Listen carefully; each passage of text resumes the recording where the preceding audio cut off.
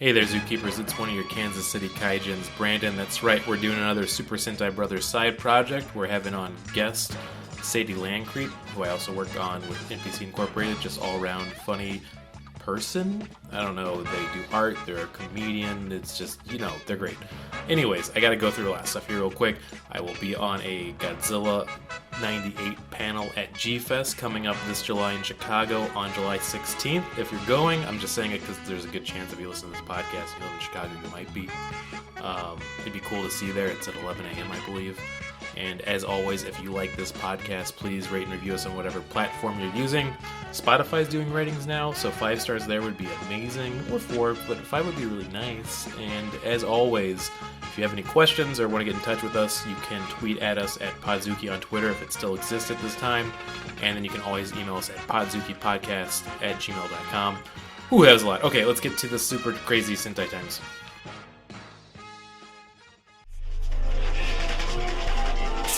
Whoa, whoa, whoa, keep my business off the gram. Switch my style like I switch hands. Going to war in foreign land. Fuck out the way, bitch, back it up. Shit better get played the palace. Wait. Well, I guess he was just like a smart kid, not like an idiot. Dewey? Yeah, well, Dewey was a savant yeah. in Malcolm in the Middle. Yeah. They were both, yeah, he was. He was a true savant. He was true savant. I love the episode where Dewey wrote an opera about Hal and Lois's marriage. You guys remember that one? I don't remember that one. They had some really good episodes. He writes an opera about their marriage, and it's called, like, The Marriage Bed. It's so good. It's a good title. Yeah, God, it's incredible. The show is so good. I think if I went back and watched more Malcolm in the Middle episodes, I would quite appreciate what they did. It's amazing. Yeah, it's an amazing really show. It holds up. Yeah. And, like, every season is funny, too. Yeah. It's really good. People shouldn't forget that Bryan Cranston also funny. Funny guy. He's a funny guy. Yeah. Makes you think, makes you smile, makes you frown.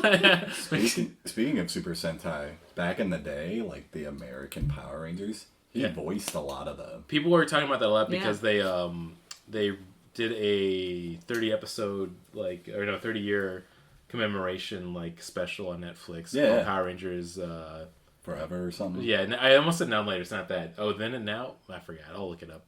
But they had one of the monsters come back that Cranston had voiced originally, and people were like, "What if they get Cranston for this?" We're like, "No, they're not. They don't got that money." Like Jesse. Yeah. You do it for the love of the game. Yeah. I mean, he did come. He came back as Zordon for the live action movie they did in 2018. Was that 18? Yeah. And time's fucked up. I don't know what year it is. 5 years ago. I literally don't remember how old I am. I am 21. I'm hot and I'm flirty. That's what I'm And the whole world ahead of us. Look at that. Yeah. It's the perfect segue. And I'm also one of the Kansas City Kaijin hosts. Hey, it's me, Brandon Kirkman, here with everybody's favorite. I still haven't remembered the full title I gave this, which is the Super Sentai Side Project with Podzooky, starring... I don't know, fucking Nermal. Nermal's in this? Nermal's coming, and he's cute as hell. Let me just say that. Oh my god. And also, I do want to point this out. Nermal is a man.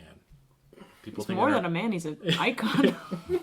People always think Nermal's a girl, but it's because he had a high-pitched voice in the cartoon. Yeah, he's a femboy. He's a femboy. Yeah, the most important. He was the first catboy femboy. And you know what? What he did for future femboys and catboys... He inspired a generation. Yeah. He made so many kids gay. He put Abu Dhabi on the map. We're sending him there. All right, and then also, I'll pass it to you then. I'm the USB cable that Skull Masks uses to charge himself. Just filling in for Nathan Parker this week. Thanks, guys. Nice. I'm again president and CEO of the Homo Ranger fan club, Zach Boyce. Nice, and then we have a special guest and true, I'd say, raconteur. That feels like wow. I'm not even wearing a scarf, and you called me a raconteur. We gotta bring back raconteurs. I don't know if we do. It's Sadie Lancrete. Hi, I'm Sadie Lancrete. I apparently give off a Johnny Depp vibe. Oh, okay, sorry. I gotta fix this. I'm wearing 16 necklaces right now. I'm really greasy. But I do feel like Amber Heard did abuse Johnny Depp, and I think do not. We're not doing that. It's about to be a whole different I'm podcast. joking. Right. I think Great start. My eyes will pop out of my head. I was about to say, I'm joking. I think everyone famous or rich is evil to begin with, so that's the most important thing. Hey, welcome. I already introduced us. Welcome again. Welcome back. Sorry, I had a beer and a half right now, so let's just get into it. We're talking Super Sentai, the original Himitsu Sentai Gorengers, the show that started all 1975. We're on episodes 13 through 16. We're gonna start by talking about episode 13, getting to 16, but first we have to reveal a secret. Sadie, No. Sadie, we have to talk about what To happened. be honest. Okay. Oh. Making me do this during Pride Month is really homophobic. Okay. Oh, shit! Oh, God, I'm canceled. Shit, I'm canceled. Fuck. God damn But it. I don't know how to read, and I don't know how to read messages from Brandon that say watch the show before we record the Yeah. show about the show. Well, here's the I thing. thought this was going to be a movie night situation. There's going to be popcorn. I'm gonna put this on me completely because it's a movie podcast we do. It seems like it would make sense to watch movies with people, and I did just text you. We're watching episodes 13 through 16, which is the most fake thing in the world. So I'm not gonna be like, "Oh, you did this wrong." Sadie. Right, I was like, oh yeah, that's what we're doing tonight. We're watching episodes 13 through 16. and then it made me think like, well, we probably should watch the episodes together if I could schedule that time. But then I'm like, also I got a baby. Yeah, big goo goo gaga shit, you know. Oh, big time. Sometimes bee-boo babas. Sometimes guys. Just sometimes. Well, one thing she likes to do is when we're changing her on the table, she just goes, ah! But like with joy. And I'm like, I wish I had that. Just to have some giant changing my diaper and screaming with joy to do it. It's Just a seems like simpler life. time. Yeah. But yeah, I Yeah. didn't watch the show. Yeah. Well, we solved this by, we decided out of the episodes we watched, we had enough time where we could do one episode, so we picked episode 16 to watch with you. So now we're going to go through and summarize episodes 13, 14, and 15, and then episode 16 will be the one you've seen. But I feel like as we talk about the other episodes, you should just like give us what you think would be. I'm gonna have questions Yeah. because having just watched 16, there's a lot about the dynamics and the backstory that I'm curious about. I think this will give us a chance to play with format in a way that is going to reveal some things about ourselves. A little bit and the dramaturgical. Go Rangers. Yeah. And I mean, once Here again, for it is Pride Month. I think we're going to learn a lot about ourselves centrally. We have some things to talk about Pride Month wise. We're We're bringing- going to get there. We're gonna get there. We're gonna put kink back into Pride with this episode. It never left, baby. It never left. No, it really didn't. Oh boy, corporations, right? Terrible things. I just keep thinking about You them. know, I just a little sidebar. I went into Target the other day. Not a lot of Pride shit. I gotta Well, say. yeah, you know, You know that about the whole they story, right? Fucking cleared that Yeah. shit out. And I was about to, like, before they pulled things from the shelves for, like, evil reasons, I was, like, fully ready to, like, write my tweet thread of, like, why it's all ugly this year. This is not even It's cute. gross. I don't like this. And then now I'm like, how dare they take my ugly merch away? Bring it back. I always felt like Target was like straight culture, anyways. Very like hetero, like It feels like the place where like they do straightify queerness when they're presenting it in their. But the thing is, it almost doesn't matter because we just kind of need corporations to sort of pacify queer culture. Like, Yeah, we I can't need them deny. to do that now. I can't so- deny that sad thought of like corporations are evil, but they're also the only thing with power right now in this chaotic world we live It's in. weird. I really want Target to go back to patronizing me. Yeah, yeah. That'd be really great. I think it's important, and then also like it's the thing that annoys me the most about this is that they pulled it all because of the angry alt right and fucking LGBT or Because of the Black Cross. Yeah, you mean the Black Cross. Yeah, the anti-LGBTQ crowd, and it's like you realize even if you concede to what they want, they're gonna be like go to your store and they're gonna say like they're gonna find a puzzle of kittens that they think is gay coded, and they're still gonna try to bomb all your stores. Yeah. like they're just gonna pick something new each time. So it's like I stand up. They're to mad it. about something. They're gonna stay mad about it. Yeah. They're gonna find out you like have DVD copies of Dawson's Creek for sale, and somehow they saw one episode where they had a gay character, so like now we have to fucking kill employees as soon as we walk in. It's a shame because the gay episode of Dawson Creek is so important to the culture, the gay culture. Yeah, it really is. It's sort of like the wanna Shroud of Turin of Yeah. Oh, Oh man. no. I just think about... Sorry, I stopped specifically to think about Dawson's Creek, and also the one episode that's about the one friend that gets locked in with the other romantic interest in a mall overnight. Or no, it's a supermarket. There's actually a Sondheim musical. Oh, yeah. Oh, yeah. I will not elaborate. I refuse. This is our Pride Month episode. Yeah, It really sorry, is. I'm bringing aggressive And Pride now Month we're gonna- energy. Thank you. You're welcome. Thank you. Now we're going to talk about Andrew Lloyd Webber and Starlight Express. So this show was really jellical. Okay? These cats. Oh, boy. Everyone stop singing. They were going to go to the Heaviside Lair with how much joy they were bringing us, I feel like. Oh, man. All right, talk about these episodes I haven't seen. Speaking of rainbows, right? All right, the show we're talking about. That was a segue I was trying. This is the experimental format episode. We also had time to drink a little bit and get a little high before we did all this, so... I've had half an Arizona iced tea, so I am Zach's fucking crazy. Yeah, I have 3/4 of a limoncello LaCroix, so... I had a beer on a school night, so I don't know what's going to happen. You're still in school? Well, I You mean... fucking nerd. So, I feel like I think about things as school nights versus the weekends when I'm in a job and I haven't been in any type of schooling for the last, 15 years. Yeah. No, there's always grad school. Okay, I'm going to really get to it. Let's talk episode 13. Sadie, I feel like you can just ask us to explain anything we bring up or throw in well. your own 2 cents. I'll also respect the process. Thank you. This is episode titled The Pink Secret, Defeat the Human Bomb. This is a disturbing episode. It's a disturbing episode, but I was going to see, and I'm going to beat you all too, but I feel like one of us was going to bring up the Devo reference pretty soon. Yeah. So this is let's get into the start of the episode is a bunch of Eagle soldiers on a battlefield fighting against the Black Cross Army, which, as you've learned, both Nazis and also the Ku Klux They're Klan. doing like a training mission that gets ambushed and turns into a battle. It was a training mission. It was a fake battle, and then it becomes a real battle. It's actually kind of exciting. It's a bunch of the soldiers, but they've been strapped with robotics, but they have giant red hats that look exactly like the Devo hats, not too far off at all. They're like the tiered. And they walk like toy soldiers.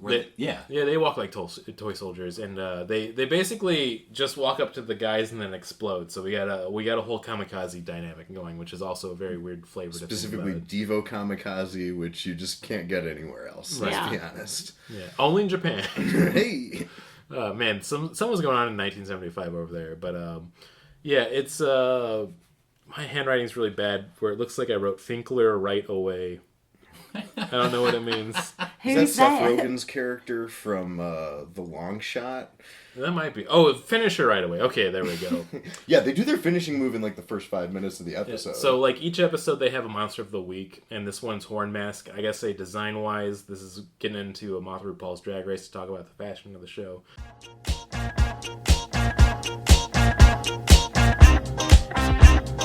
Moth RuPaul's Drag Race.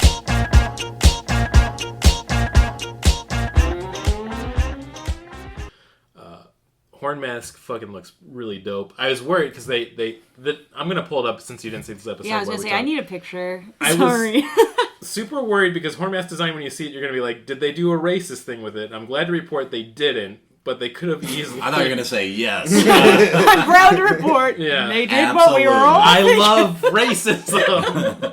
It does genuinely look like a very extreme contest entry in a segment on RuPaul's Drag Race, though. Yeah. It really does. Because I thought they were going to do a very bad take on some type of African motif, but he's just a guy that's dressed like that. No, he's fun. Yeah, he's really fun. He's got a very 90s kidcore vibe. Oh, yeah. A Lisa Frank acid trip. Yeah. He also has one of my favorite dumb powers I've ever seen in the show so far. Okay, so let's ask. This is how we can get involved. Okay, we've shown you the picture. He has the staff. His name's Horn Mask. Usually they're related to their powers sometimes. What do you think his powers are? My best guess, first shooting from the hip, it's gotta be he shoots a ray from the horns. It's close. He's got dual beam. I mean, kind of. Does he have a dual beam? No, I mean, not really. So he uses his horns to hear really good. Wait, okay, no, I'm like, I was not close. Don't lie to me. Not even One. close at all. I don't know. I mean, I was sound, like, wait, where are you going with this? sound is a type of energy, if you think about it. Yeah, well, like, so is the I think I'm vibes. thinking of the next monster in the next episode. Then. Yeah, which is Skull Mask. What do you? What Oh part no, of it- yeah, it is him, right? He does do something with it. Doesn't he turn into a rock? Yeah. Oh, he just turned into a rock. That's the what- other thing that he Sorry. does, is that he'll stand on the top of a hill and just double himself over and turn into a boulder. He and turned knock into a people down. giant rock, and then you can't hurt him, which So, is hilarious. as you can tell, their powers completely make sense with their motif. His power is listening to you and Turning being into a a rock. And being an inanimate object. Because when you see horns, you say, "I know what this creature does." The thing is, he's very deadly when he turns into the rock, Yeah. but he has to have the power of gravity on his side because he's got no locomotion. And the worst part is, Sure. then you have to smell what he's cooking. Oh my god. All right, goodbye, everybody. Thanks so much for joining This us. has been a lot of fun. episode. Yeah, thank Well, you. All right, bye. I love a short podcast joke episode. We're still gonna keep going for another hour. I do like that. I don't know. I think it's at first I thought it was stupid that when they showed like these masked characters, you can never tell what they're going. But now each episode it's like fun to try to figure out what it is because it's never gonna make sense. I think the one episode we watched you with, like episode 16 with the mirror mask, that's the only one that almost makes sense. I feel like out of all these. Oddly enough, that was the most coherent episode It's actually that we've seen. I can't wait to talk. We got to talk about it. 'cause Okay, let's that- go. that- Let's get going. Okay, episode 13. Okay, curry count up to 4. He ate 4 curry. He eats a fuck ton of curry in this episode, and this is my opportunity for. I've been saving this. I just came from my brother and sister-in-law's house, visiting my 9-month-old niece. She's real cute. They just bought a house. They're getting ready to move. Got a lot of crazy stuff going on. It's been hell for me to get up there to see them. I need an excuse to get up there. I was like, let me cook you guys dinner. Oh, that's really nice. What am I gonna? I don't know how to cook. You cooked him up older, didn't you? I cooked them. Yeah, I cooked them golden curry. Oh my god, yes. I made golden curry with potatoes and chicken and carrots and onions, and we did rice noodles instead of rice because Nice. they don't have a rice cooker. I didn't want to bring my rice cooker. Sure. Right. To do rice noodles. Introduced them to the world of the Go Rangers, basically. Nice. Through golden curry. I feel like It was pretty we have to break down the thing we said before that makes no sense now, which is Daita the Yellow Ranger. His trait is that he loves eating food, specifically it's curry. And it's been a running joke that they have a cafe they hang out as like secret, normal, everyday people. And he eats a lot of curry. So we started counting how much curry he eats episode. This Hell yeah. episode he ate 4 bowls of curry. Because they beat him up really bad, so it's a One Piece type of logic where if I eat enough food, I'll get better. Oh, And yeah. he gets burned and like They put him in full face bandages. like the English patient level. That's like, very bandaging. like Castle of Cagliostro. It is that, like where it's exactly. like I got shot a whole bunch. I gotta eat spaghetti. Okay, so this is 1975. Cagli of Cagliostro. Castle of Cagliostro come out in 1979, so that means Miyazaki is a fucking hack. He took it from this. What a piece of shit. well, Actually, that movie I was, believe that as a Lupin the Third historian, That's an entry I know, in the series. but they be eating spaghetti all the time in Oh, the fuck. show. They do be eating spaghetti. They do be eating spaghetti. I don't want though. to sound like a stereotype or racist, but Lupin and his gang, Deaf None Lupin, of them are Italian. they do be eating spaghetti. Deaf Lupin comedy jam. Oh God! Finally, my movie, return to stand-up. Show me spaghetti. I ain't scared of you Zenagatas. I'm just saying. I'm not scared. I'm not scared.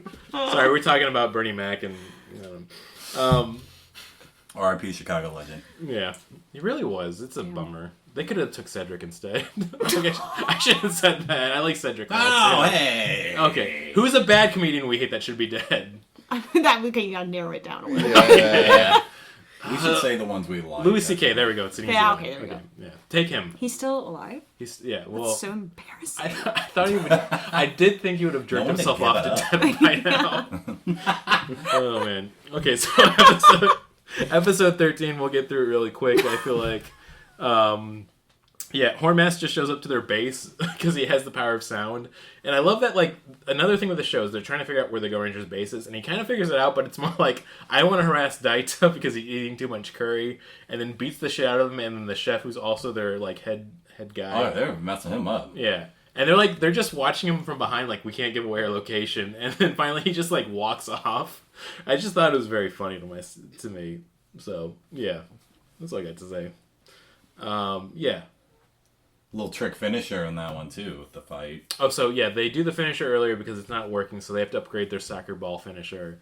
Once again, Peggy, who's a true badass, is like, I know how to make an explosive even better. So they have this scene where she's taking apart the soccer ball and then putting a red spiky ball in it. So the soccer ball is a bomb that they build every time. Yeah. Well, presumably, because they always have to have it. You don't see them building it. Right. But they have a Probably new some ball. They always room have- in the back or just filled with bombs. Well, maybe, no. or What happens is Momo Ranger spins in a circle, and then she has it. Yeah. That's how it works. So it She is a spins new in one. circle, so She spins it up. Yeah, Yeah, she spins it up. Okay, that makes sense. But she just has it. My favorite thing is he's like at the end of the episode, they finally take care of the human bombs. They just confuse them. Basically, is all they have to do because they're robots. That's all taken care of. The whole issue is that these human bombs are too strong for the Go Rangers to deal with. That's solved. But Hornmass also is like, your bomb can't work on me. So they have the super bomb. They kick at him like, oh fuck, and then he gets killed and sent to hell.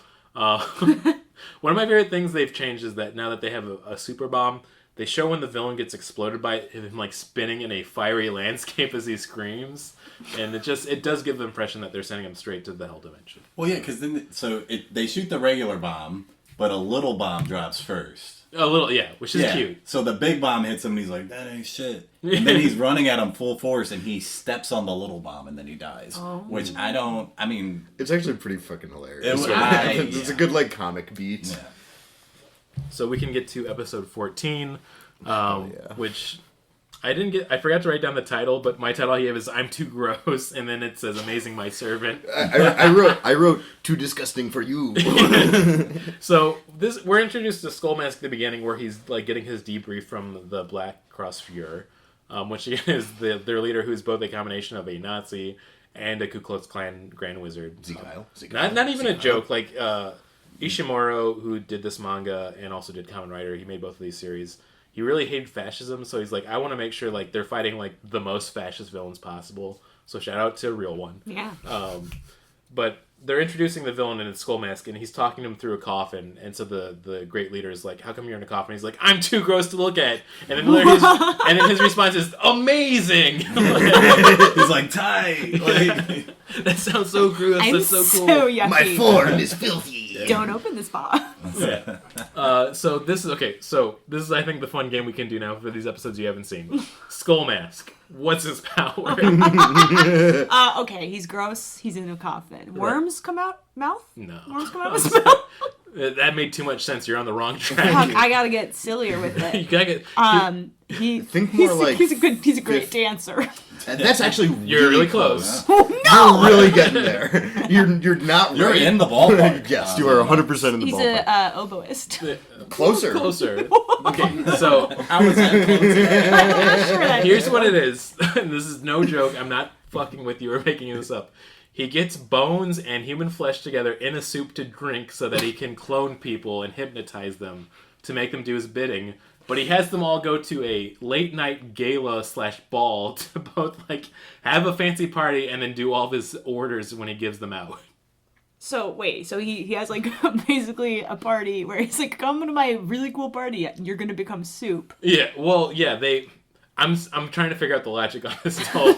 It's very confusing to I me. genuinely don't know what the connection between the soup and like the creation of his plan is. Yeah. Like, it genuinely seems like it's just an excuse to get together and have soup before you do. There's a legitimate 5-minute scene where he has like a hypnotized chef that he has under his control making a giant like pot of stew that's made with human bones and flesh and acid. and acid. You know the book, Salt, Fat, Acid. Yes, Yeah, bones, flesh, acid.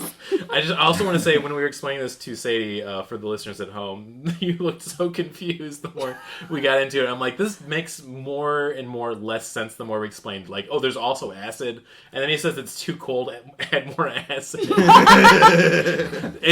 You should be adding more heat. Yeah. Well, I gotta say, like the reason I was sort of saying that you were getting closer when you When he started said he was a great saying he was dancer. a great dancer and he 'Cause he- plays the oboe is that he also jingles some bells. Right. He jingles some That are- bells. what is the effect of the bells? I think It's a misdirect, right? It's a misdirect It's or something. just to be like He can weird. throw his voice, basically. It sounds effective, But yeah, because like- that's fucking confusing. Well, it's I'm more misdirected now. Yeah. But also, he disguises himself as a beautiful woman, and when Yes. Daida has dressed up as one of the people that were supposed to be hypnotized by him, he dances with him as the beautiful woman, and then reveals himself as Skull Mask. And then Can I just say that scene is actually fucking like Cronenbergian? it is because they And slowly like the hands turning into like the skull. The hands turn into the weird, I should pull up Skull the Man. weird sharp skull gloves, and the sound gets really weird. Yeah. 'Cause Oh, scary. the bells are going the whole time, like Yeah. while they're dancing. It's genuinely feels like something out of like the newest Cronenberg movie. I don't know if you guys saw Crimes of the Future. Oh, yes. But it had major Crimes of the Future vibes. It was so good. Yeah. Also, to hypnotize people, he sends them a record. He basically sends his mixtape to them. He sends Oh my them a God. and Mission then they Impossible listen to input. it, and then they're like, I Oh, he don't know, does it's look fire like a me. rat fink drawing. I found a great gift to show him real quick. Oh, wait, he's kind Wait, of let me see this cute. gift. Yeah, that's fucking great. Yeah. Auga.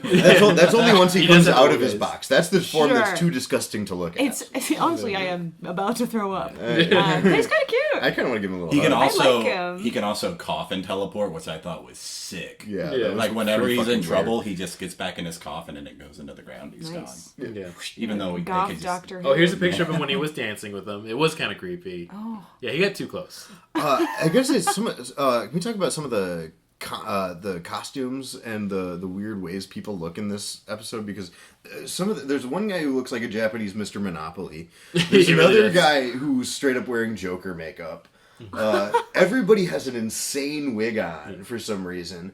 And I genuinely didn't know why anybody looked like that. in And that all episode. the people he's hypnotizing are like the heads of different nuclear power plants because he wants to get them all under his control so he can explode them. And they're the most caricature-y But characters. They're supposed to be like normal everyday like people living in Japan in 1975, but they all like Nathan was saying look like Mr. Monopoly for some reason. Or the Joker. do you think they had like a costume budget surplus? And they're Yeah. like, we have to use it all, or we'll get less next year. We Gotta get so they're like wigs, makeup, Monopoly costumes. I mean, you said this was based on a manga, right? Yes. Like maybe they were like, we gotta be true to the source material. Yeah. Everyone has to look like And a cartoon. Ishinamaro, he was a certified freak. Yeah. So makes sense. Full time?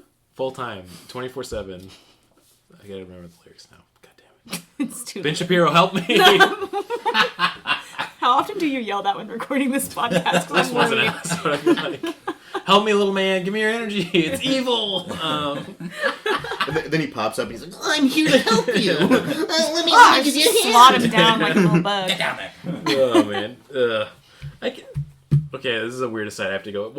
If I'm not gonna be like stereotypical about this stuff, but if you're like this alpha male mindset guy who's alt-right in beliefs is like, I gotta follow the most masculine guy, you would not pick Ben Shapiro still. Like, we're just going by looks. Yeah, I have a little theory about him that he's really, that's not actually his audience, and he actually has more of like the Charlie Kirk audience, which is like mostly old people, and or more old people than he would want it to be. You know, it makes sense because he's always about like tradition, values. You're like, oh, he looks like my nephew. yeah, He's one a of good the- boy. one of the good Jews. So I forgot one of the notes I wrote for this episode. Two, the one that made me laugh looking back, which is nice tux nerd. Because once again, they dress up in tuxedos when they go to the party at night. And the Go Rangers figure this out because, like, why are they dressed up as a tux at, like, 3 a.m. and going in a car? So they follow them, and that's when they find out about this whole plan. The other note I wrote was bone dinner yet again. Because they have a scene where Daida the Yellow Ranger shows up to infiltrate, like we were saying, but he tries to eat some of the food and it all turns into bones. And he's like, oh, I don't want to eat bones. Valid response to Bones. Yeah. My note for that was acid and bones, lol. Yeah. I feel like the charm about this show is watching it is really fun, but describing it to like you right now, Sadie, if you haven't seen it, is like talking about it and I think you should leave sketch. Yeah. The bones are their money. They They put the water all over the steaks. Yeah. We're really not that far off at all this episode. This guy's just ringing a bell. So yeah, I mean, just to get through this one so we can get to episode 15 and 16 so we can really get into the meat. Oh, yeah, we do. Yeah, they basically, he gets into a fight with them. They get into the hole, they have the new super bomb, but he's like, oh, I'll get in my coffin to escape. And they're like, no. And they kick the bomb at him and he dies. So, that's the end of the episode. Great. Yeah. It's so good. The finisher in this episode just like, it feel like the episode flowed into the finisher so perfectly. Yeah. And it just tied things together beautifully. They figured out he can escape in the coffin. For some reason, the coffin makes him invincible, so they built an arrow for the Blue Ranger to shoot, and it destroys his coffin. And it is literally like a reaction when he gets blown out of the coffin, like, oh no! Shit! Yeah. Oh, fuck! Yeah. I'm so crossed up. Like, Once again, it is, I think you should leave, basically, when you have to describe the show to somebody. oh, yeah, a coffin flop. It is a coffin flop. That's so fucking good. Tim Robinson would actually be great at playing any of the big bads in these episodes. You put him behind those masks, he would be fucking amazing. Modern remake, and they cast him as the Yellow Ranger, and there's a 15-minute scene of him just eating curry until he grows up. I want that so bad. Master! Yeah. More! Tim Robinson would kill it. More! Also, real quick aside, too, I like that Netflix did that thing where they're locking down on accounts now. So me and Barb got kicked off right after I finished watching the third season of I Think You Should Leave. Like, yeah, I'm good. I don't need Netflix anymore. It's done. It's Yeah. over now. It's so good. Yeah. Fucking stupid idiot. I just unsubscribed from Netflix a couple of months ago. I just can't do it anymore. Well, It's not good. It's No. bad now. The And, like, CEO of Netflix, I gotta say this real quick. I gotta get his name because I hate him. The Fuhrer. The Fuhrer. Leader of the Well, he's a dumb guy, but Isn't Dave Chappelle the CEO of Netflix now? No, buddy, don't get me started. But I was like, I'm trying to figure out why Netflix is doing so bad, making so many bad decisions. Oh, it's Reed Hastings. And I found in an interview recently that Reed Hastings is like, I feel like the only person making any sense and that's doing smart moves is Elon Musk right now. I'm like, oh, that's why they're doing so bad. Oh, you wish. So, I don't know if you guys God. have heard any of the breakdown of the new lawsuit against Elon Musk. Oh, yeah. Did you get the Behind the Bastards Yeah. recap? Yeah. Like, it's the thing that fucking killed me in this week's episode was the breakdown of him forcing just not an electrician, but just like the building maintenance man to wire electricity to a room that didn't have it before, and he insisted on hiring non-union plumbers so that he could get them to do things that union plumbers absolutely would not do. Guess what? If I know one thing about plumbing, if you go out of your way to get a non-union plumber, you are gonna get fucked so bad. There's a reason they're not in the union. There's like underground street plumbers. Is that a thing? Yeah, Teenage Mutant Ninja Turtles. Yeah. Donatello okay. fixed that. I had to pull this up because the quote is so painful to hear, but I'm going to read it out loud to you. Reed Hastings said this interview is, the bravest, most creative person on the planet. He is trying to help the world. Aww. Wow. Jesus I Christ. feel radicalized to do great acts of violence. It's like, how can you get so many words together and just come to the wrong conclusion? It's so weird that Reed Hastings is also a billionaire. I wonder if there's any correlation with this. Yeah. It's almost like they all hang out. Well, anyways, if you listen to this podcast, Reed Hastings, KYS. Anyways, that's He was the guy dressed as Japanese Mr. Monopoly in the last episode. So we can get to episode 15, which I think we got to spend some time about, because I mentioned this earlier before we were recording. Episode 15, which I didn't write down the title, but let's see what I wrote, which is The Boys Are Fighting About the Fortress Again. Oh no, that's not the boys. So this is the first episode They're that back in town and they're fighting. Sun Halo Mass shows up for the first time on this episode. He's like a kind of an overarching villain right now. He's sort of like a number two. He's Yeah. number 2. Yeah. But he shows up at the same time as Rainbow Mask, and they instantly start bickering with each other. And I love that Rainbow Mask is like, listen, I got a great fortress. It is impenetrable. And then Sun Halo's like, I could figure out how to get in there. They're really bickering. Keep going. I got more. But I gotta say, so once again, the beginning of the episode is Black Cross Fuhrer introducing the villains of the week, and Rainbow Mask talking about his fortress, and he has this amazing plan. But out of the gate, I'm gonna pull this up too for him. I think this is my favorite like monster of the week design. 'Cause Yes. You wouldn't now Rainbow Mask. I say, what do you think he's gonna look like? Like, say, I think, and I know with that I'm going to be wrong because I've been wrong every other time I've guessed. yeah, I feel bad now. I'm doing this. I think he's going to look like a rainbow, Brandon. I think that you're very correct this time. Really? You're not wrong. He looks like a rainbow. Last time you said I wasn't wrong also, and I was very wrong. Yeah. And he's a great listener. That's not what he's good at. This is the episode that answers the question, how do you serve cunt but in a fashy way? Oh. And it answers it with flying colors. Yeah. Oh man, all the pictures are blurry, but I want to find a good one now. Sorry, give me a second. Oh, I man. mean, only the finest for me, please. Yeah. He's dazzling, he's fabulous. Oh yeah, that's the best I could find. But... Oh, okay. So he's got kind of like a pineapple thing going on. He's like a rainbow pineapple He's a man swinger. with a little beak, and then he's got a really cool like spear, like a shillelagh almost. I want to say. Yeah, it looks kind of Yeah. shillelagh. A lot of melding of the cultures there. That's And yeah, his powers are basically he shoots out a rainbow that really confuses people. I'm sensing a running theme here with these villains. Is that Yeah. they're And- confusing, but it's intentional. Yeah, so the two powers I should say are he has a rainbow he shoots out that's very confusing to people, and he has an impenetrable fortress which is tied to his powers somehow.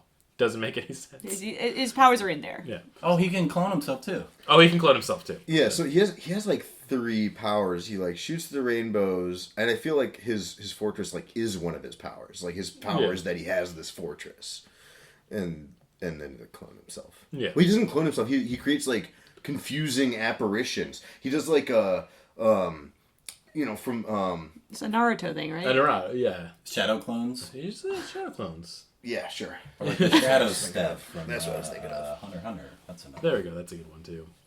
But yeah, it's a pretty cool power. His plan this episode is that I'm going to steal the Go Rangers vehicle, which is called the Vira Balloon, which is kind of like their Megazord before Megazord, but it's like this giant flying thing that's really powerful.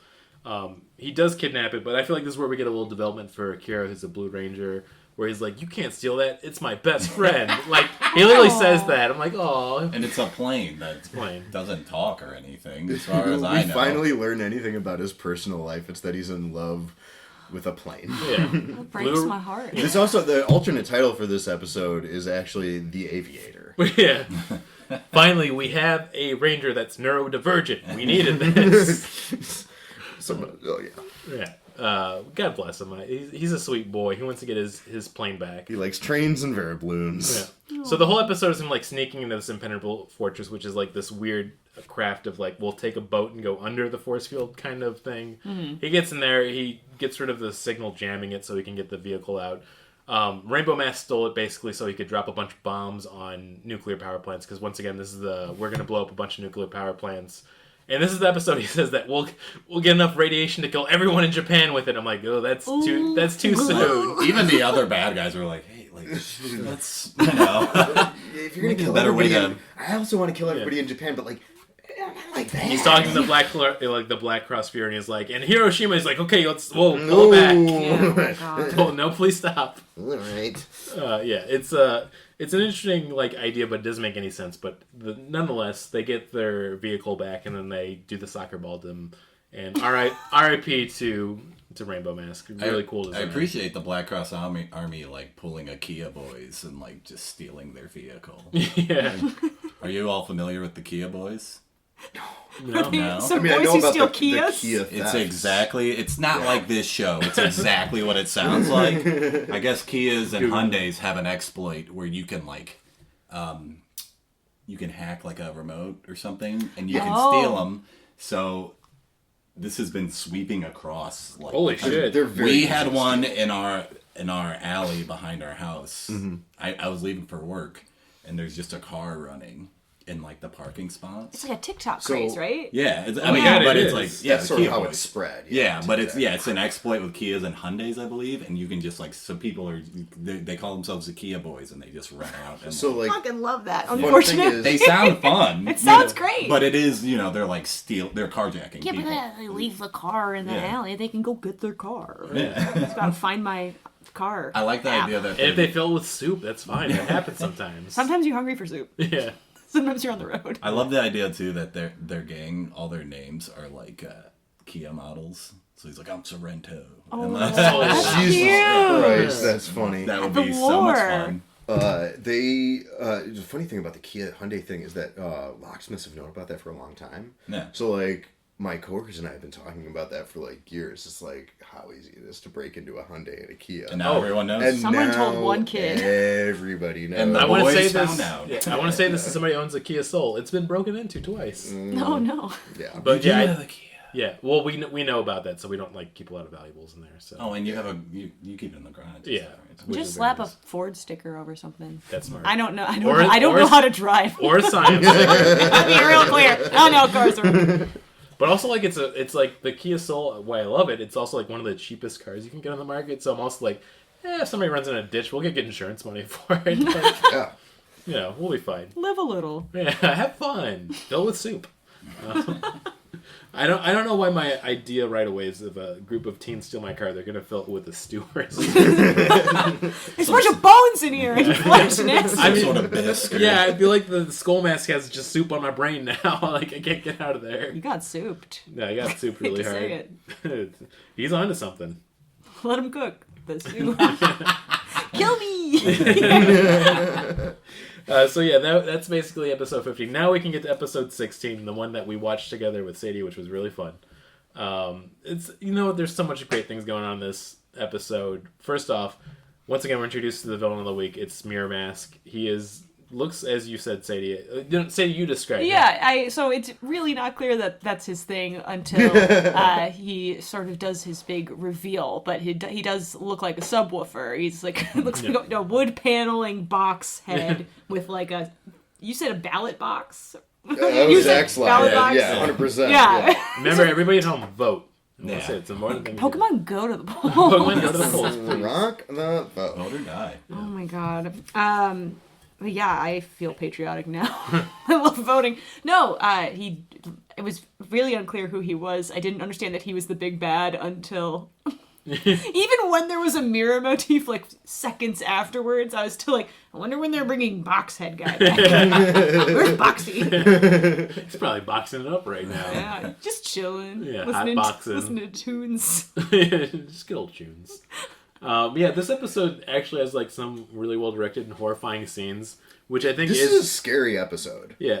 I feel like if you were a kid in 1975 Japan and you watch this episode, you would be having nightmares about it. Absolutely. It's fucked up. It actually reminds me of sort of like one of those very bodily Star Trek Next Gen episodes where like one of the characters suddenly is disconnected from reality and has to like God. find their way back to the truth. They're stuck in the mid like holodeck. Oh yeah, very holodeck episode energy.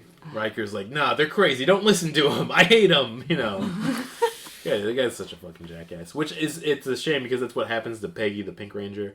Is she like says like, hey, there's a mirror watching me, and they're like, you're hysterical. Go take a nap. Yeah. They literally tell her to go lay down for like 2 or 3 days. You got mirror disease. Sorry. That used to be how to like treat anxiety. Yeah. Go lie down for 2 to 3 days. And give her some vibrating pants that plug into the wall. Yeah. Like, actually, if you could afford to do that with a job, that actually does sound like a good treatment for anxiety. Like, Yeah, to just give you some laudanum. Oh. They plug you into the wall. yeah. It's a fine life. It's not bad. You get a nice view of the mountains. But the truth isn't getting out. No one's believing her story. Believe women is what I'm saying. I mean, it really I thought is you an were saying episode. Momo Ranger is a goon. It is actually like a good message to the episode of like, you guys have been fighting people with superpowers. If somebody says I'm being followed by some guy with a mirror power, I'd say believe him. You fought a guy with horns that could turn into a boulder. Yeah. You They're like- often fight the sun. Yeah. There's a certain element of like, oh, this is what you don't believe? This is the one you're having a hard time Maybe with? his Mirror face? maybe his powers made too much sense, and they're like, that's not how the bad guys go. They did make sense. Though. Yeah. Yeah. He does it while floating upside down? Yeah. No? Yeah. Also, a note I wrote down is that they had a lot of like slow pacing to let you really like sink in the scenes where nothing happened, but it got creepy. And I wrote down, what is this, Zodiac? It's very, like, like that scene where she's walking around, you commented on it, where she's, the echoing of the footsteps. Yeah. It sounds like she's literally, like, in a wind tunnel or something, or it's so weird. They play with all of the senses. They do. It kind of had, it's funny you said Zodiac, but there's it kind of had like Panic Room vibes. Oh yeah, Like, we're talking about the Finchman. Yeah, it had Panic. We Room love the vibes. Finchman. I didn't know that was a Finchman movie for a long time. That movie fucking rules. Yeah. It's so good. I mean, I feel like this one thing I love about David Fincher. This is now a David Fincher podcast. I didn't watch the movies to prepare. Sorry. God damn it! You're supposed to say no. Stupid. They're gonna say all I did was watch Gone Girl. Thank God. Even though I don't like the film Benjamin Bunchen, even though I like the film Benjamin Bunchen. Benjamin Giselle Bunchen.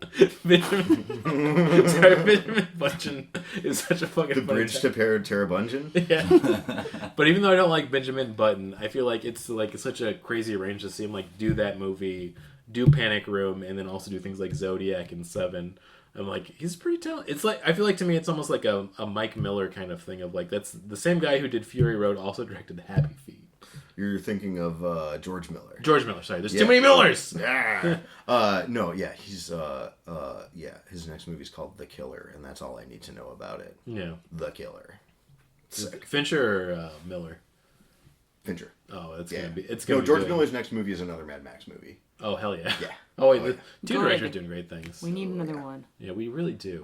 Total sidebar, but you guys didn't see George Miller's last movie, the 3,000 Years of Longing? I wanted to. Good movie. Seriously overlooked. It was really good. I'll probably BitTorrent that tonight. Check it out. I mean, I just arts. bit. Yeah.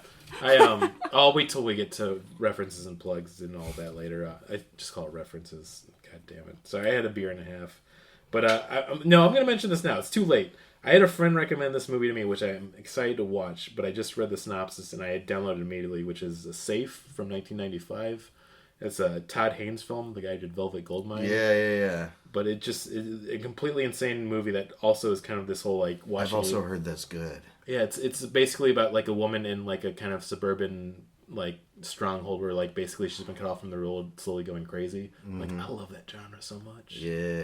So good, just person going crazy. It's a little close to home for me. I don't think Well, that's why we watch Gorenger so we can feel more sane of like what's Hornman's gonna do. This is what reality should be like. I mean, really, it should be. If there's an issue, you just get a soccer ball out and you kick it at a person, they explode. If you do that, you can't get in trouble. It's not a weapon. It's not a weapon. Yeah. Police officer tries to arrest you, he's going to jail, in my opinion. Yeah, fuck the police. Anyways.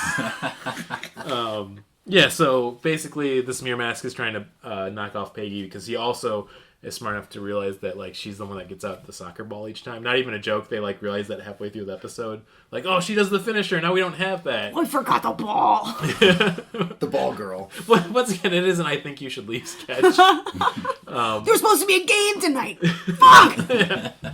But this is the first episode where like Sun Halo Mask is working with the other guy, and he realizes like, wait, I'm a sun, you're a mirror. Let's shoot rays at him. Which once again, first time it actually makes kind of sense of what they're doing collectively with their powers. Yeah. But those scenes are kind of fun. But basically, Peggy has a realization: I can get a bigger mirror and reflect it back at them. And Mirror Mask is like, yeah, I'd like to see you try. And then it's like, oh fuck! Like it literally fries his brain because he's a computer man too, I guess. And then he starts fighting with Sun Halo Mask. Sun Halo's like, fuck this, peace, I'm out. And then Mirror Mask gets killed by them, so. I do really like that moment where Peggy brings out the mirror and it sort of expands in size. It starts small, like the size of her head, and it goes boom, boom, boom, boom, boom, and gets really big. And there's literally like an I'm rubber, you're glue moment where he shoots it at her and it bounces back. She's like, I guess you didn't see this coming. She doesn't say that, but she should. It was heavily implied. We were watching it all together, and when it gets reflected back into Mirror Mask, I just screamed at Mirror Mask, you dumb bitch, come on. Like, you should have known. You know how mirrors work. Do you like the mirror, you little shit? Oh, so it's different when it's happening to you. Yeah. Oh, I see what's going on. Yeah, how's it feel? It's some fucking Interesting. medicine. You can dish it out, but you can't take it. Oh, yeah, and the end was really sad. Yeah, there was like a very... So there's a lot of, it's a mirror episode. There's a lot of motif of like the specter of the Mirror Mask is appearing as an eye in the mirror, and it's haunting Momo. And there's like she like picks up a shard of his broken body at the end and holds it up. Shard. And the eye it's there and it weeps a single tear. And I think what makes it even like more fun and artistic out of nowhere is there's no words said. They all just like look at it and I'm like, They're like, this is a moment for pathos and remembering that Mirror Mask he was like the last guy who made sense that maybe we'll ever see.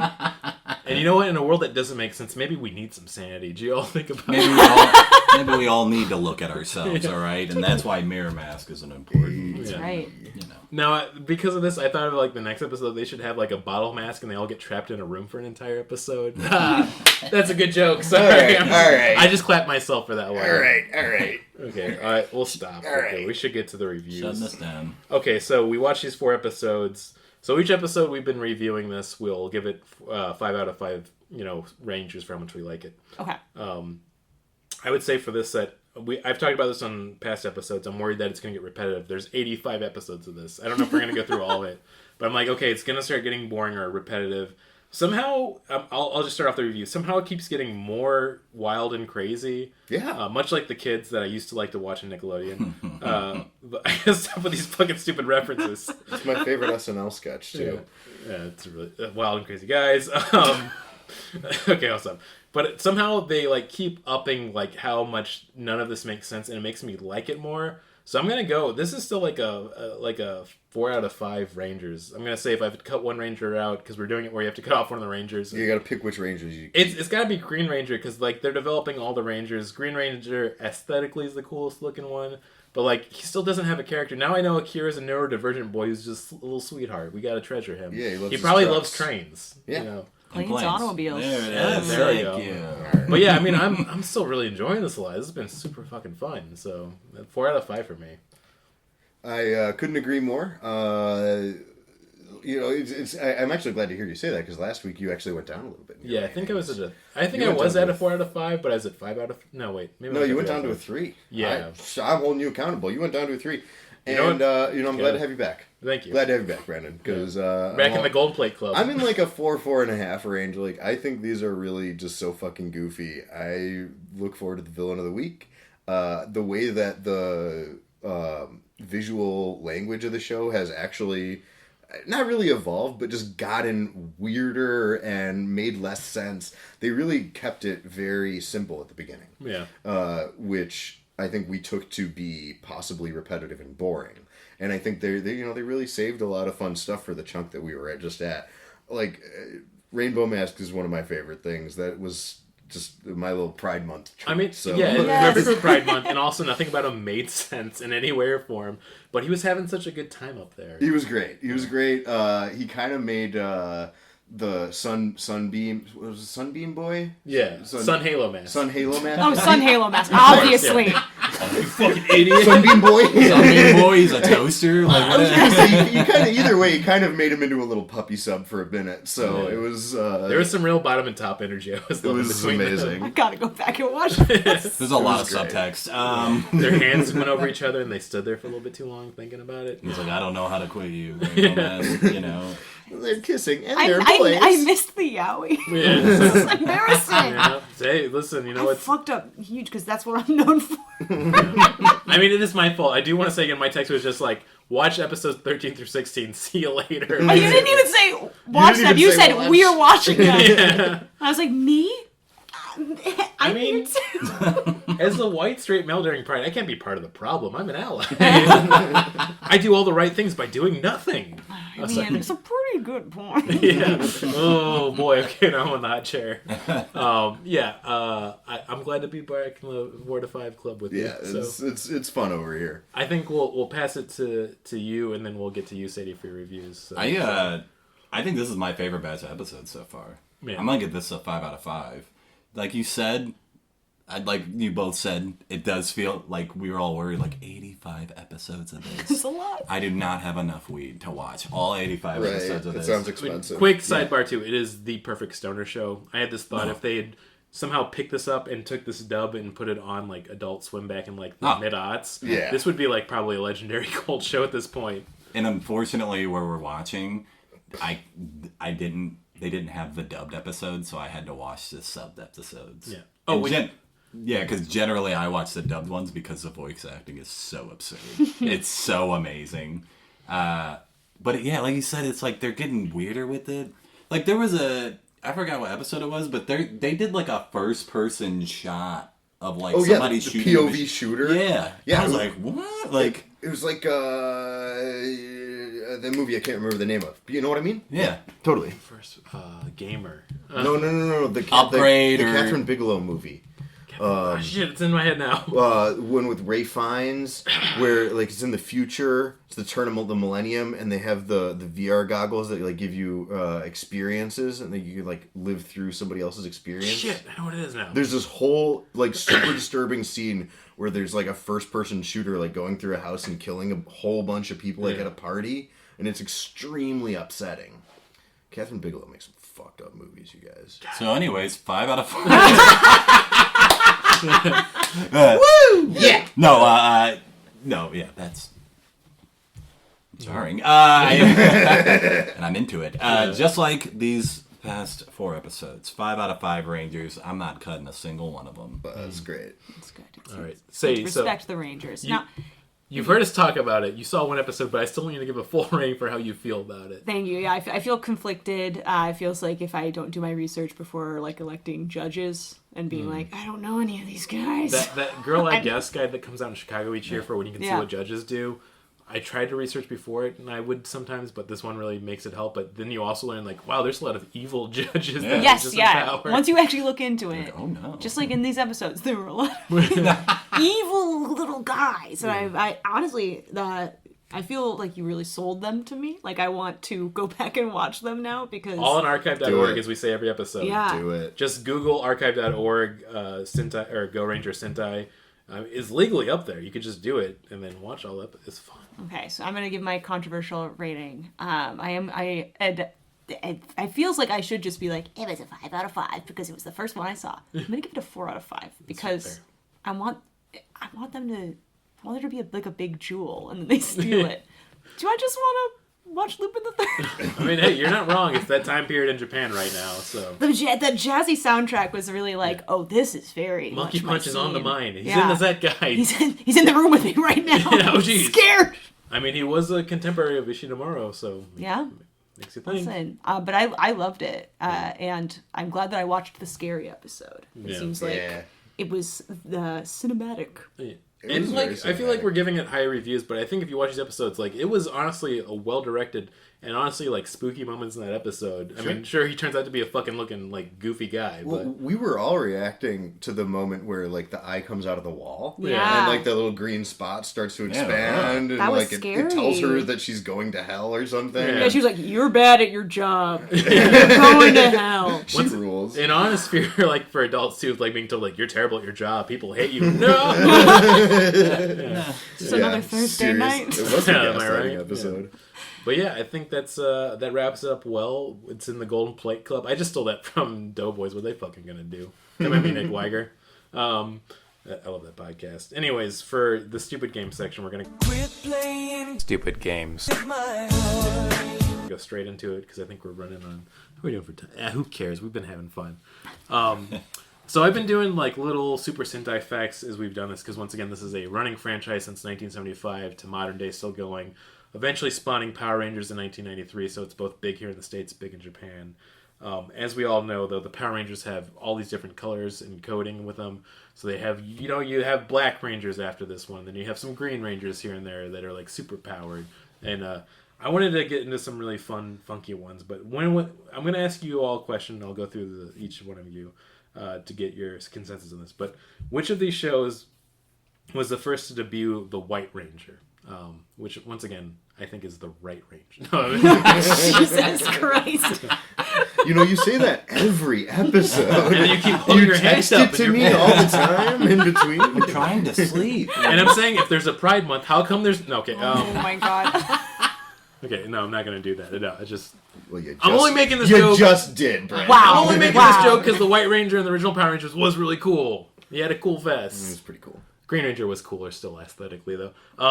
But anyways, what was the first of the Sentai series to have a White Ranger? Was it Jack Q, which is when they were all card-themed from 1977, Toyo Sentai Sun Vulcan, which was like the first kind of like outer space futuristic one from 1982, or Gosai Sentai Dai Ranger, which was a series that was famously after Power Rangers, which was like kind of like a Chinese martial arts themed one, and that was from 1993. Zach, you first. Which one? It's the last one, I'm pretty sure. The last one? Okay.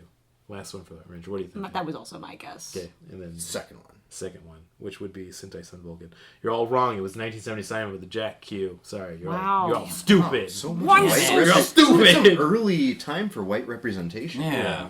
So wait, they were based on cars, so that means that there's a white car?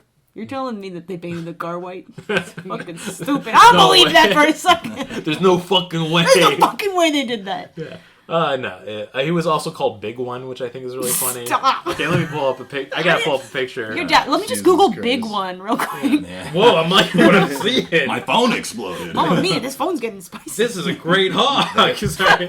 That is a... Suey! I really do have to type in Big One Sentai first so I don't really fuck this up. And make sure you do an S. I wanted That I can go wanted to wrong pull it with up a few because it is a letters. pretty cool outfit. Look at that little Oh rainbow. wait, no, That's that's lit. very That Pride rips. Month. That's some That expert rips. drip. Yeah, No, that's he's a white gorgeous. ranger, but he has a rainbow for the face mask. It's crazy. I dress like that Yeah. every week. You're a big one. Yeah. Okay, so here's the next fun one. So did we have this? Is a little color you wouldn't expect. When was the first Silver Ranger? Oh shit. I know. I didn't even know there's a Silver Ranger until I was looking at this, or I saw this show. But was it either Cho Dinsai Bioman, which was from 1984, which was the first like cybernetic, like they're half robot, half human from 1984? Was it Dingy Sentai Mega Ranger from 1998, which is where they're in a video game fighting villains, but then they found out it was actually real life, and if you die in the game, you die in real life. Damn. Just like in Zelda. Yeah, just like And so. then- And then Koji Sentai Gao Ranger, which was like more of a modern kind of retelling of the Power Rangers / the dinosaur ones from 2001. What do you guys think? Zach, I'll start with you again. First one. First one, you're going to go with Bioman. Okay, what are you going to go with? I'm gonna go with the second one. Second one, you're going to go with Mega Ranger. Third one. Third one, Sadie gets a point. Yeah! The video game one. They're like, we got to have the Silver Ranger. Gamers rise up. Gamers rise up. Sadie believed in the gamers. You got to believe in the gamers. Someone has to speak for those who do not have a voice right now. Yeah, that's true. The gamers. Yeah. Because their headsets are messed up. Or whatever. They've been oppressed too long in the forum saying, you can't say that word. Stop saying that word. Please stop. We gotta free them. They banned me from the Twitch chat. I can't get on Xbox Live anymore, Mom. Okay, this is the last one we're gonna end with. I did silver. So when was the first Gold Ranger? And I'm gonna give you a few options here. Okay, so once again, Choyu Sentai Live Man. It was kind of a continuation of the themes of Bioman. This was 1988. Ninpu Sentai Hurricane Ranger, which is from 02. It's another ninja-themed one, which is pretty cool. I like it. Or is it Tokuso Sentai Deca Ranger, which is kind of like a space-themed one, but also kind of like a anniversary show from 2004. I'm going to say the first one again. You're going to go with Live Man. I want to go for the anniversary one because I'm just a romantic. Okay, so for Deca Ranger. And then Nathan. I'm going for number 3. All right, you have a point, but you also have a point. So Sadie wins this. I love winning! Yeah! I also wanted to say he's knocking the table over right now. This guy. I wanted to pull this up, not to show you what the Gold Ranger looks like, but they have a character in the season called Doggy Kruger. Oh no. This better be exactly what it sounds like. And I have great news for you. It's exactly what you think it looks like. Yes! That's right, they had a furry ranger. Oh my god. Oh my god! He looks like a damn They look Neopet. like Sonic Fox. Yeah, no, he was actually a Power Ranger too. His outfit actually was fucking dope too. Does he have a tail? Oh, cool. Yeah, he's good. Where's his little tail? Yeah, they took it off. Where's his heckin' toe beans? Yeah, where did the tail go? Is he gonna boop the snoot? Yeah, he's gonna boop the snoot. So I'm glad to say that you have both Pride Month representation with this rainbow big one, but you also have furry representation. So if you don't like Sentai, I guess you just hate the LGBTQ community. That's right. Mafia, Alphabet Mafia, rise up. I Yeah, said thank that you. wrong. Mamma mia. Regular mafia rise up. Spicy meatball. Okay, we're just gonna get into our plugs and recommendations.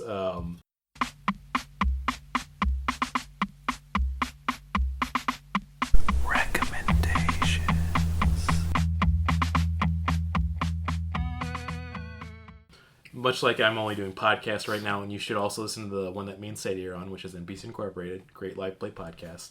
But I'm just going to have a recommendation, which is, we saw it last week and we literally just did an episode and talked about it, but if you can see it, go see Shin Kamen Rider. It was so cool. I'm not going to shove about it for a while.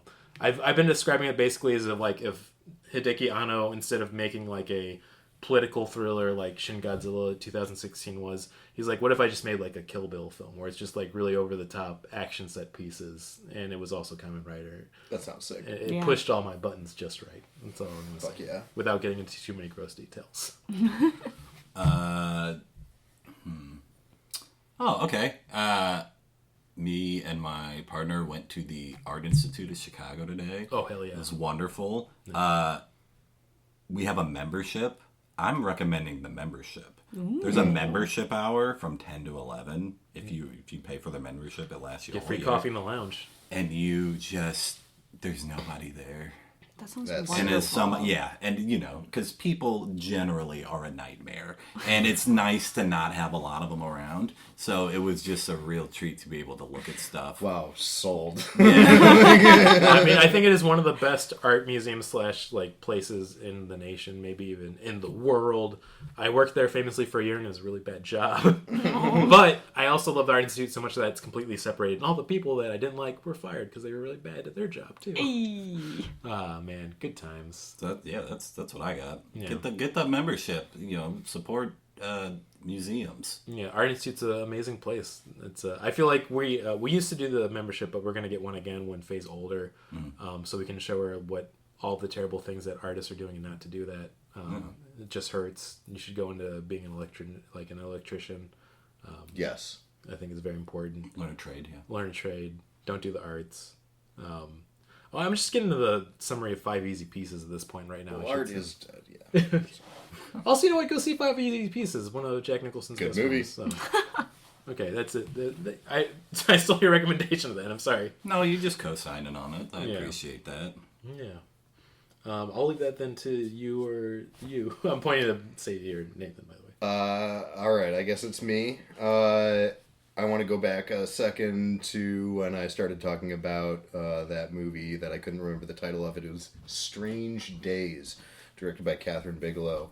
It's a banger, takes place around the turn of the millennium, futuristic technology, very dystopian. It's got Tom Sizemore, it's got Ray Fiennes, it's got Angela Bassett, it's got Juliette Lewis.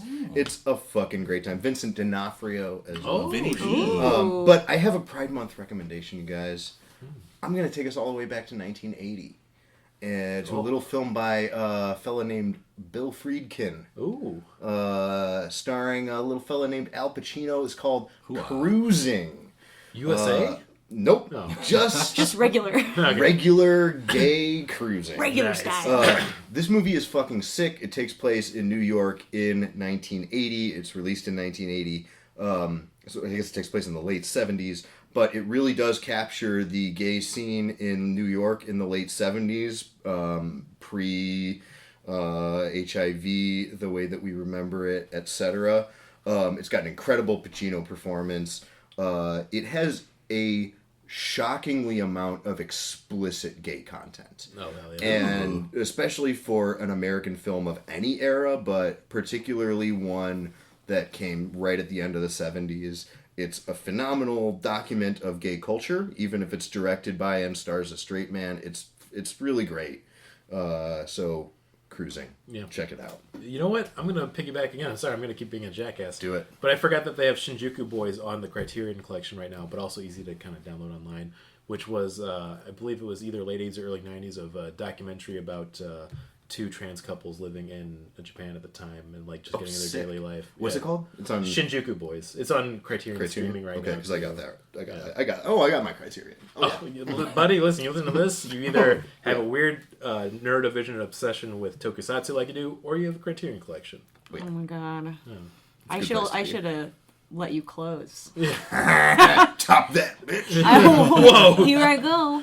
Gotta plug NPC Incorporated podcast good, podcast funny. Really? Yeah. We just got back to after a little break, and the episode was really fun. Yeah, we're back. We're back in it, baby. We're back in. We're so back. Oh, so back. Let's go. Sorry. My recommendation. This is a nightmare because I've really just been watching Vanderpump Rules from the first episode, trying to catch up to where the controversy is. I guess how's that going for you? I am insane now. Everywhere I look, I see rosé and Botox, and I'm fully losing my mind. But I guess through all of that, something I can recommend to everybody in good faith would be wintergreen lifesavers. Yeah. They're good. They're sugar-free. Nice. Turn out the lights, look in the mirror, chomp one down. Oh. You get sparks. Yeah, that's a good time. That's fun. That's attainable magic. I think any kid that was told that, because I remember very specifically when I was 6 or 7, my mom told me about that. I was like, fucking no way, you're lying. And then she was like, okay, let's go. We went to the bathroom, turn off the lights. I'm like, whoa! When you feel powerless in this capitalist hellscape, you gotta remember you can do one thing. Yeah. You can make sparks in your mouth. Yeah. You have a power. Yeah. Use it. Hold on to that power. Yeah. Some people say it's the little things, but that's not a little thing. That's It's a sparks big in your thing. mouth, baby. Pretty big. Yeah. When you live alone and you got no friends, it's pretty nice to have a mirror and some wintergreen lifesavers. Well, I don't know. I just saw an episode about the dangers of mirrors. Yeah, shit. I'd go home to my empty apartment filled with mirrors and be like, I can't wait to see the green dot on the This wall is going to be the tonight. day that you really regret decorating your apartment exclusively with mirrors. Oh my god. And Weird subwoofers. I have sort of mirror wolf thing going on. I don't know what that means, but You it's didn't what's have to happening. share that on the pod. Oh, Yeah. okay. Listen. If we can start talking about home decor, this could go another 2 hours. Yeah, it's true. It's important. I mean, like I said, we're going to redo the basement. And I can't get into it right now. I might be losing the bar. I'll take it. Yeah. I got room. I feel like it's the way to end the episode here. Excuse I me. think, as always, we'll do our sign off, but which is like, when life gives you an issue, just give them the soccer ball. Give him the soccer ball. Give him a soccer Soccer ball. ball. You gotta give them the soccer ball.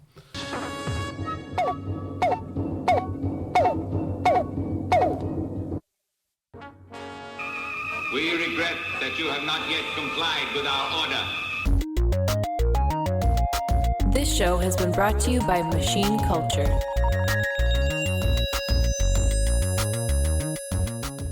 The words get stuck in my throat.